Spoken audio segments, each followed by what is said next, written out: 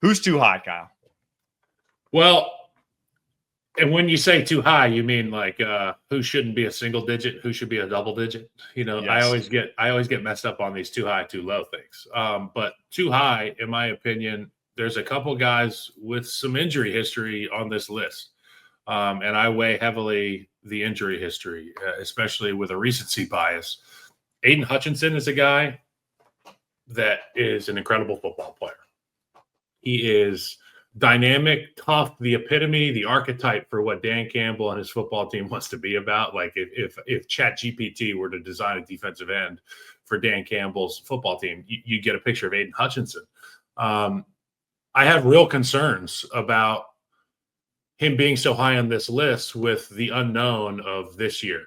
And having been a guy who's been through a number of lower extremity injuries, I know how long it takes to get back from this thing. These things. I feel like there should be like an unknown section in this top 25 because there's a few guys with some injury history, and I'll get to another guy here shortly. How long will it take for us to see that production again? Having been down these roads physically, it takes time not only to heal physically, but to be confident enough mentally to go put your leg in the ground. And after you've put your leg in the ground on a field by yourself for months and months and months, then you go and you enter into team drills where everybody on your team understands, okay, stay away from 97, his watch out for his leg. Then you go to the game. And these guys don't give a shit about your rehab. They don't care about anything. As a matter of fact, they're probably going to try to come after you and try it. I'm going to cheer very loudly for Aiden Hutchinson this year. I want him to do really well, but he's very, very high up this list. I think any major body injury should bar you from the list. Yeah, I was going to say, to me, this feels like a hedging because if you looked at last year and how he performed, he's objectively higher. He's objectively higher than 8, right? Like he's a top 5 guy. Yeah, he's top 5. He's got a sleeve from his butt cheek to his ankle right now that's a compression sleeve that's trying to, control clotting in his leg. Like there's a lot going on there. He was the best player on the Lions when he was on the field last year. And there were 2 Lions ranked ahead of him on this list. And 3 Lions, Jameer Gibbs, Amon-Ra St. Brown, Penei Sewell, 4 Lions in the top 10. Obviously, shout outs to why am I blanking on his name? Lions GM. Brad Holmes. Shout out to Brad Holmes. I was like Kirby Joseph. Dude, who could have made this list, which we'll get to later. But it feels like a hedging because objectively on the field last year, he was better than this. But I think if you're honest with yourself and you're saying what he had, the injury he had when you shred your leg in half at the ankle, like that is just not one that you expect.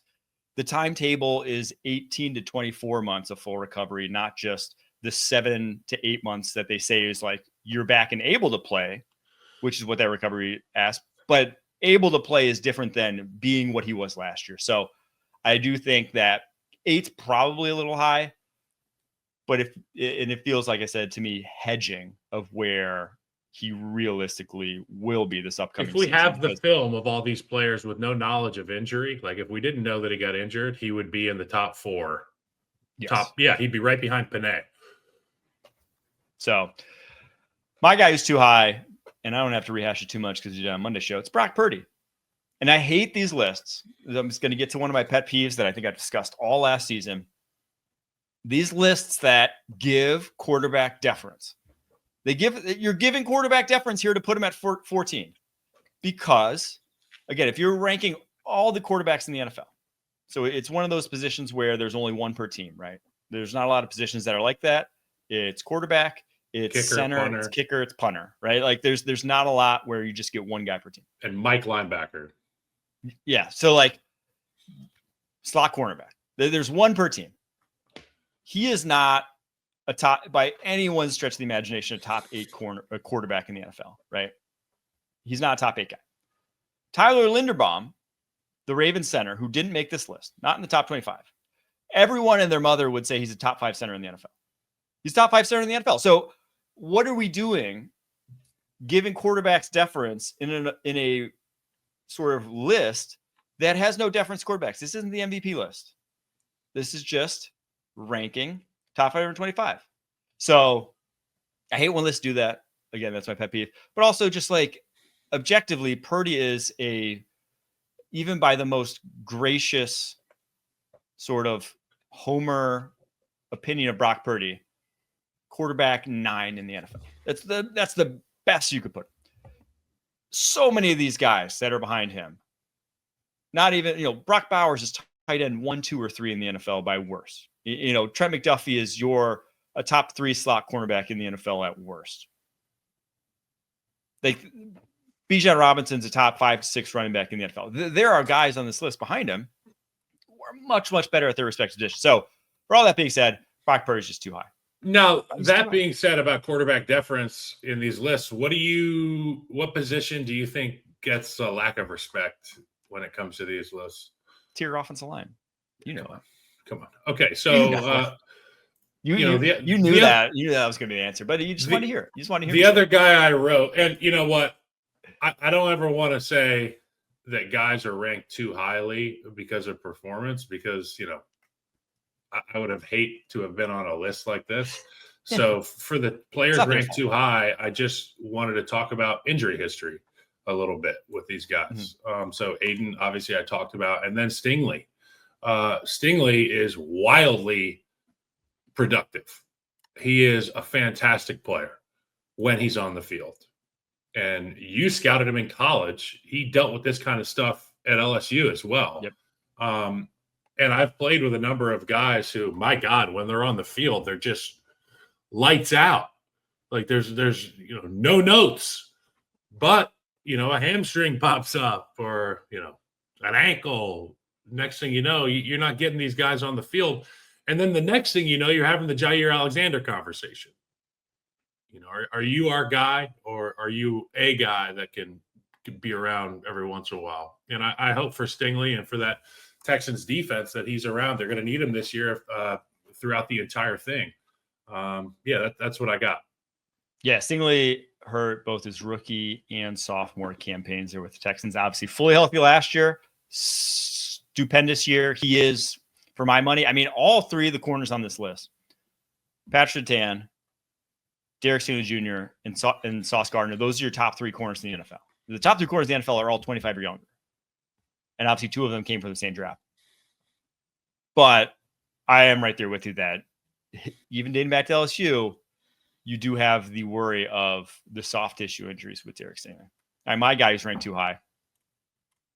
It's another Lion. I hate to be. This hurts my heart. I know you love hating on the Lions, but Amon-Ra St. Brown is very good.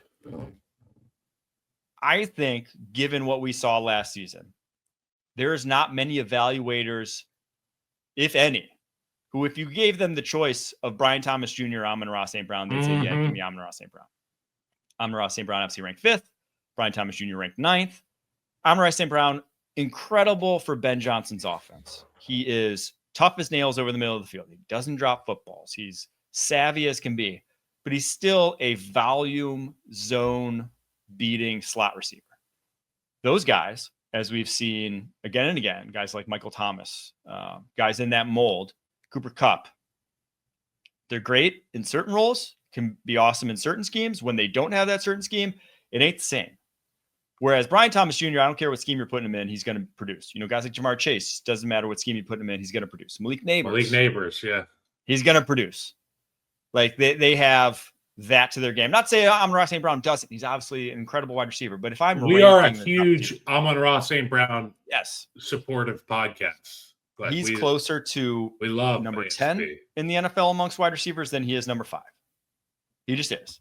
And there's a lot of guys on this list who are higher. Who was tough like that at receiver was Golden Tate. It's just like, give him the rock. He's going to compete. He's just going to compete, dude. Like, that's why I love Amon-Ra St. Brown. I hate the too high thing as we covered, but I agree.